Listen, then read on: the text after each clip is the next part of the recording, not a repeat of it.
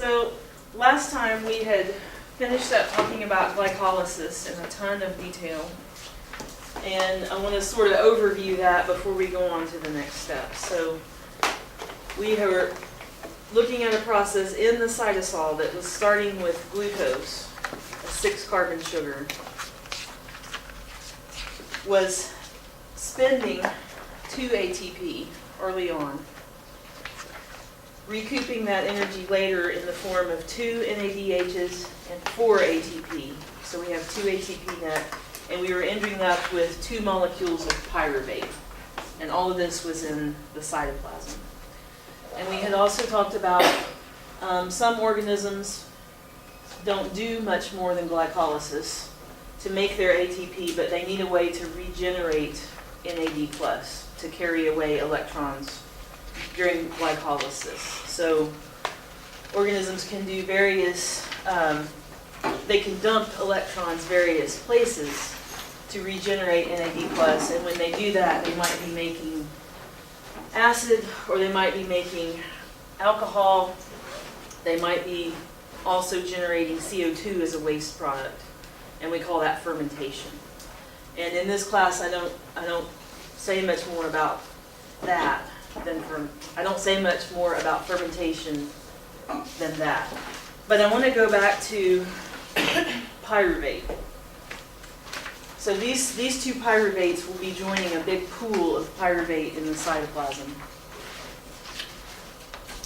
And if they are going to continue through the aerobic respiration process, they're going to be acted upon by this enormous enzyme complex called pyruvate dehydrogenase.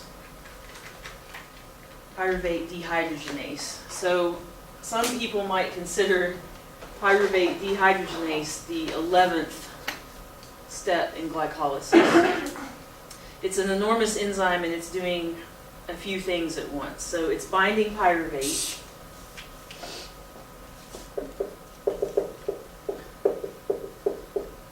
It binds pyruvate, and it does a catalysis reaction that releases CO2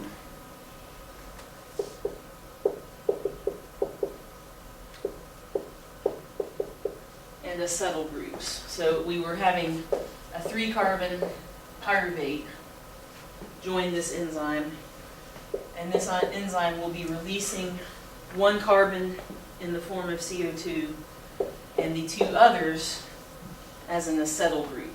And the acetyl group in this process is usually going to be carried away by acetyl-CoA. And this step also happens in the cytoplasm. When I teach about aerobic respiration, I don't like that step because it doesn't fit with glycolysis, and it comes before the citric acid cycle. But it's a really important step. So this picture is showing overview of, we're starting with sugar. This is representing glycolysis here, getting us to pyruvate. Pyruvate is imported into the mitochondria, and I need to go back and change what I just said. Pyruvate dehydrogenase is actually in the mitochondrion.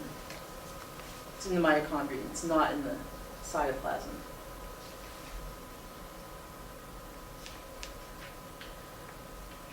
And it is converting pyruvate into acetyl-CoA, and then acetyl-CoA will become the starting material for the citric acid cycle. So that step has to happen to take the end product of glycolysis and get it ready to be the starting product, or the starting substrate for citric acid cycle. And this also is the first place so far where we've seen any CO2 being released during this process. So I'm going to switch slide sets now and go to the one about citric acid cycle.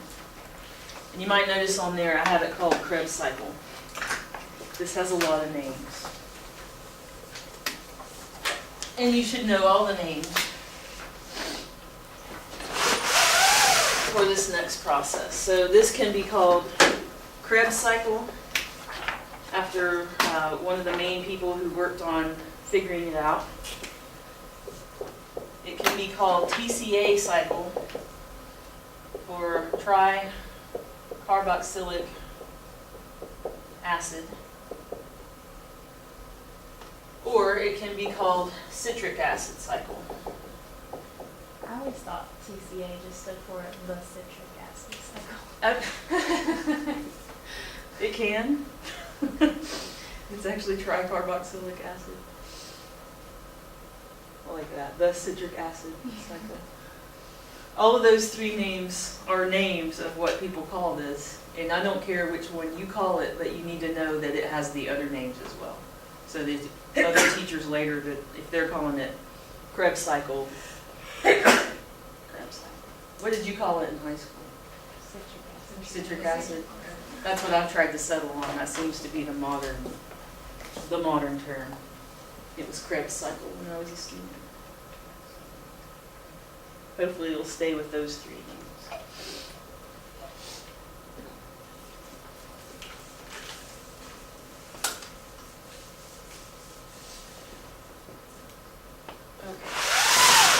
So here is an overview of citric acid cycle. And in this class, I don't have you learn the individual steps and the individual enzymes in detail like we do for glycolysis. But I do want you to know certain details about the Krebs cycle or the citric acid cycle. So remember, we're starting with acetyl-CoA. So here comes the two carbons that originally were present in the glucose. They went from glucose to pyruvate during glycolysis. They were converted to an acetyl group by pyruvate dehydrogenase. And they are arriving here at the citric acid cycle being carried on an acetyl-CoA molecule. So the CoA part is very much bigger. But acetyl-CoA is bringing two-carbon acetyl group into the citric acid cycle. Where is this happening? It's happening in the mitochondria. Yeah. It's happening in the mitochondrial matrix, actually. And it has several steps. We're going to look at in a minute how anyone ever figured out that it was a cycle. This was the first biochemical cycle that was elucidated or figured out. But before we do that, I want to point out important aspects of this. We're looking here at one acetyl-CoA coming in, which is a two-carbon molecule, but there were two that were produced per glucose. So this is depicting for one acetyl-CoA molecule coming in, what does that one end up producing? But remember, there are two of these. So I want to write out to the side here the net products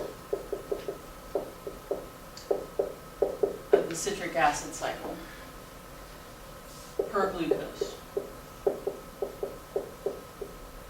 So it would be for each acetyl-CoA that comes in, there's one cycle, but there would be another one if we're counting per glucose. So we're making per glucose in this step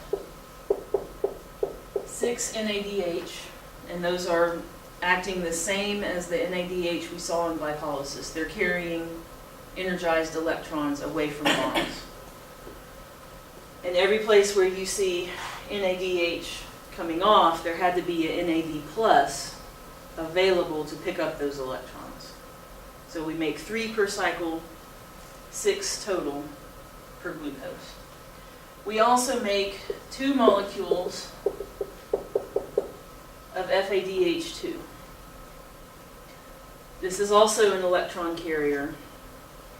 If NADH is like an Uber, this is like Lyft. And they're carrying electrons, the way I think of this is that they're slightly lower energy. 2 FADHs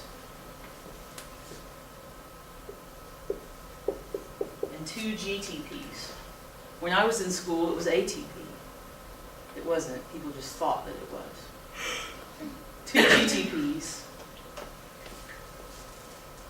And the process by which these are made are similar to making ATP, but it's G-based, not A. And then the other important aspects are 4 CO2s. So I am more interested in you knowing the things that are leaving this cycle than the enzymes that are participating in it.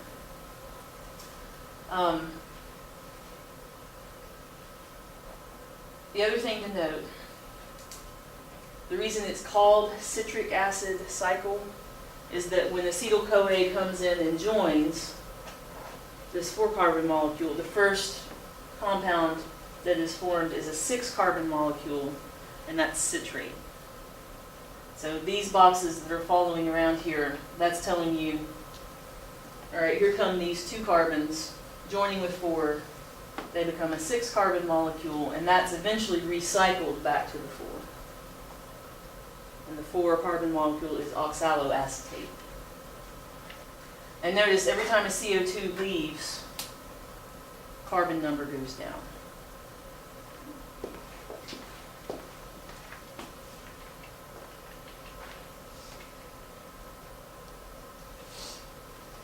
Okay, so remember now, we've got 2 GTP made here. If you learned it before as ATP, go ahead and switch over. We make 2 GTP in the citric acid cycle. GTP is not used as the main energy currency of the cell, but it is very useful to the cell in certain scenarios that we'll see later in this class. So it still has triphosphate groups. It's still this bond that is broken to produce GDP, still releases a free phosphate. We're just using guanine base instead of adenine base. And likewise, the structure of FADH2 is large and interesting, but the important part is where it carries the electrons.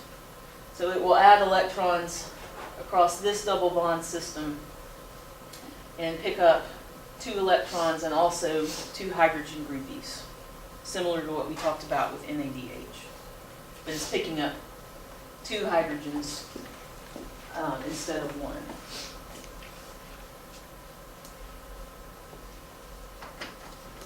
Okay, so I want to click, I'll stay on this slide. So we've been looking at the stuff in blue, and those steps and those intermediates you need to know in great detail. There was pyruvate at the end of glycolysis. Within this step is the action of pyruvate dehydrogenase, not shown.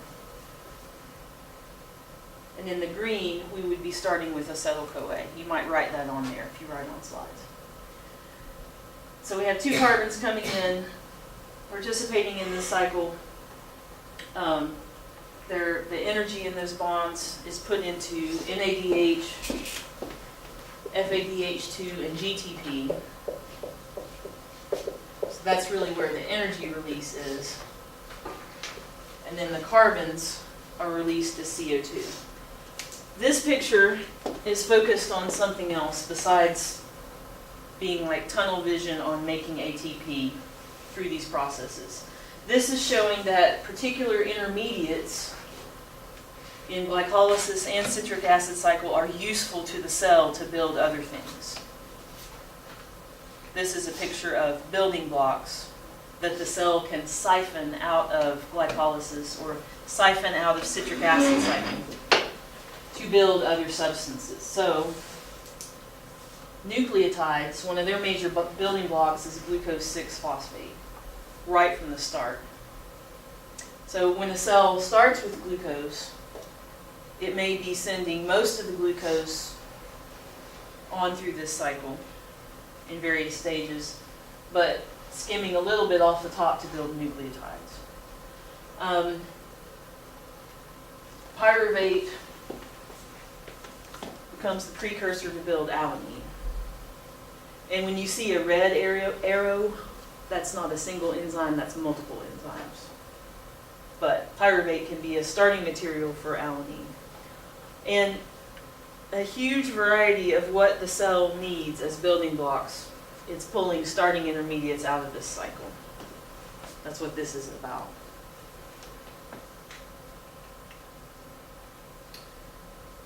Okay, now I want to go and talk more about how the Krebs cycle, or the citric acid cycle, was figured out. And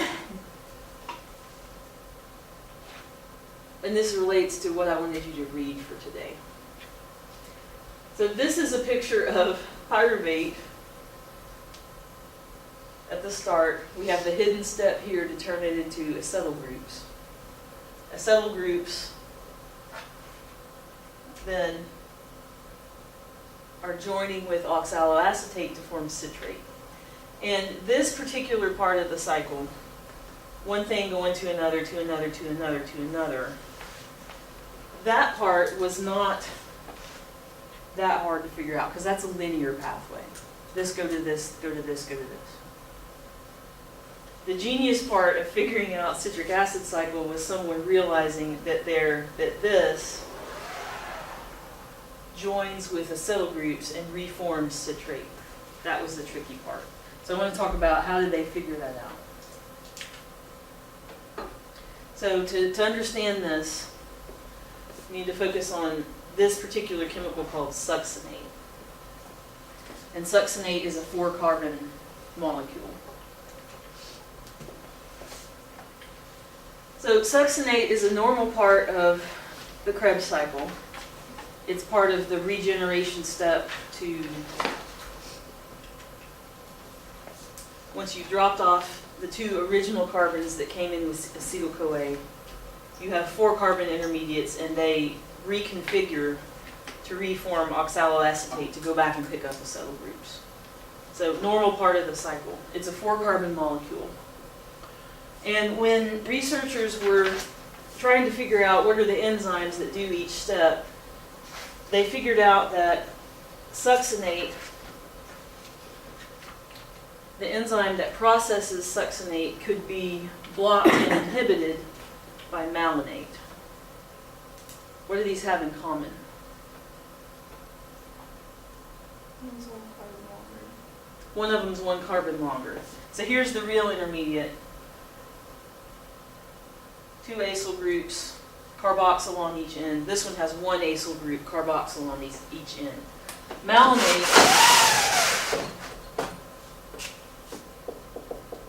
fits into the active site of the enzyme that processes succinate and gets stuck. So it has a similar enough shape to fit in there, but it can't be processed. So it's like a competitive inhibitor. And so the researchers figured that out. And then once they figured that out, they said we can use malonate to stop the process, stop this biochemical process, and see what happens. They are going to use this to stop the normal process and then try to figure out what happens. So that's what malonate has to do with this. So this is a representation of a lot of the work that they did. So they know that there is this cycle, starting with, they don't know it's a cycle. There is this pathway that starts with citrate and proceeds to oxaloacetate. And there's CO2 produced. They know that oxygen is used indirectly. And they're calling that A to B to C on down to H. They know the linear part. So if they think if we put malonate in and block succinate being turned into the next product, we're blocking that enzyme, succinate ought to accumulate. Because this part ought to still be working, right? This part ought to still be working. Malonate is causing the problem right here. So they ought to have succinate, or E, building up.